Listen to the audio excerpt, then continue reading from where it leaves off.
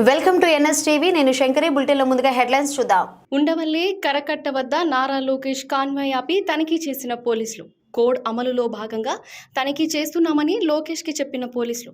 తనిఖీలకు సహకరించిన లోకేష్ కాన్వాయ్లో ఉన్న కార్లన్నిటినీ తనిఖీ చేసిన పోలీసులు. తాడేపల్లిలోని అపార్ట్మెంట్ వాసులతో ముఖాముఖి కార్యక్రమానికి వెళ్తున్న నారా లోకేష్ కాన్వాయ్ని ఆపి తనిఖీ. కాన్వాయ్లో కోడ్కు విరుద్ధంగా ఏదీ లేదని నిర్ధారించిన పోలీసులు. ఎన్నికలకు నిబంధనలు ఉల్లంఘించకుండా లోకేష్ ప్రచారం సాగుతోందని పోలీసుల నిర్ధారణ.